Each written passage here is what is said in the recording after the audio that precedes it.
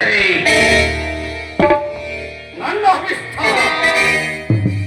ಶಾಂತಿ ಶಾಂತಿ ಶಾಂತಿಯಿಂದ ನೀನು ನೋಡು ಗುರುದೇವ.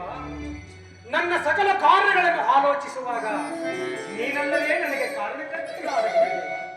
ಅಲ್ಲದೆ ನನ್ನ ಪಂಚ ಕರ್ಮದ ಅನುಬಂಧವನ್ನು ನೀನಾಗಿರುವೆ ನನಗೆ ಮೋಕ್ಷಪತಿಯಾದ ಗುರುದೇವ. ಆದ್ದರಿಂದ ನೀನಲ್ಲದೆ ನನಗೆ ಮತ್ತಾರು ಹಿತೈಷಿಗಳು.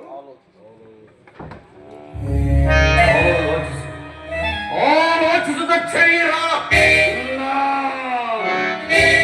ನಾನು ನಿನ್ನ ಹಿತೈಷಿಯಾದನು ನಿನ್ನ ಅಂತರಂಗದ ಆಲೋಚನೆಯ ಅರಮನೆ.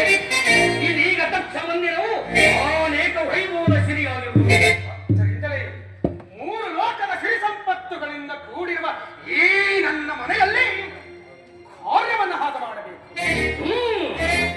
ನೆರವೇರಿಸು ನಿನ್ನ ಸುತೆಯರ ಕಲ್ಯಾಣ ಗಣಗಂಭೀರದ ಸರದಿಯಂತೆ ಶಾಂತವಾಗಿ ರಂಜಿಸುವ ಈ ನಿನ್ನ ಮಂದಿರದ ಸರದಿಯಲ್ಲಿ ನಿನ್ನ ಸುಪತ್ನಿ ಆಜ್ಞೆ ಗುರುದೇವ.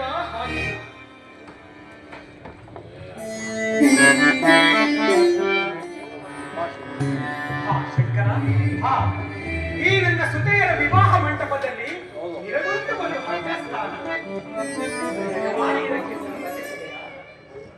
ನನಗುಂಟು ದಕ್ಷ ಜಾತಿಯಲ್ಲಿ ಪ್ರೇಮ. ಅದ್ಯಾವತ್ತು ನಿಲ್ಲುವುದು ನನ್ನ ಪ್ರೇಮಕ್ಕೆ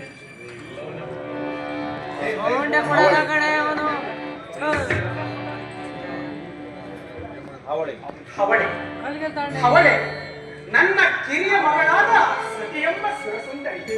ಸಂತೋಷವಾಗಿದೆ ಸಾಂಬಶಿವ. ಸತಿಗಾಗಿ ನಾನೊಂದೇ ಸತಿ ಎಂದರೆ ಸತಿಯಾಗಲ ಆ ನನ್ನ ವಿಲಾಸಕ್ಕೆ ನಾನು ದಕ್ಷ ಬ್ರಹ್ಮ